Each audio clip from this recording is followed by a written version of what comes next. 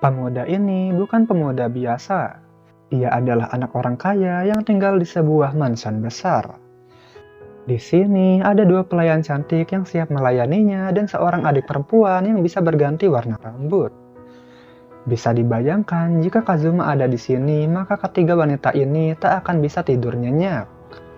Dan tak hanya itu, nantinya pemuda ini akan bertemu dengan gadis berambut biru yang sangat kuat dan gadis vampir muda yang sangat tua.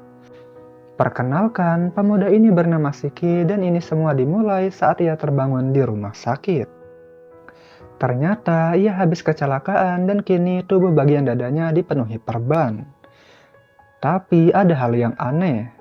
Penglihatannya dipenuhi semacam garis berwarna merah. Ia pun menyentuh garis di kasurnya dan saat itulah kasur itu terbelah dua. Setelah kejadian itu, sang ayah bertanya bagaimana cara Shiki merusak kasurnya. Shiki pun menjawab bahwa ia hanya menyentuh kasur itu.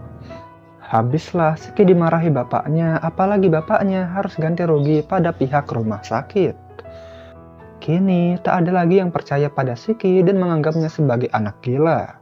Bahkan setelah 2 minggu berlalu, tak ada lagi orang yang menjenguk dan mungkin saja ia sudah dicoret dari kakak. Hingga akhirnya ia sudah bosan di rumah sakit dan ingin pergi keluar.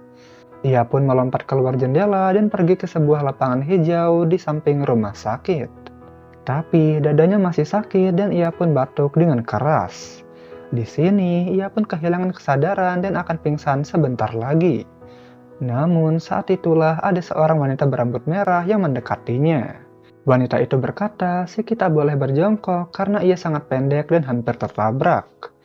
Memang saat ini ia masih anak-anak dan masih sangat polos. Wanita itu merasa pertemuan mereka adalah takdir dan berkata bahwa namanya adalah Aozaki Aoko. Dari sinilah titik balik hidup Shiki akan dimulai. Setiap hari mereka akan bertemu di lapangan ini dan membahas berbagai hal. Hubungan mereka pun semakin dekat dan Shiki menganggap Aoko sebagai kakaknya. Hingga akhirnya Shiki menunjukkan sesuatu yang menurutnya sangat hebat. Ia menggunakan pisau rumah sakit untuk memotong pohon mengikuti garis yang ia lihat. Sontak Aoko pun terkejut dan menampar wajah Shiki.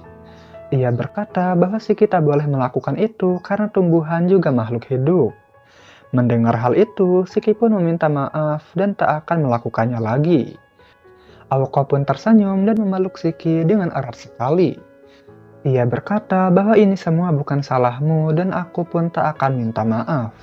Tapi yang kamu lihat adalah kenyataan yang tak bisa dilihat oleh orang lain.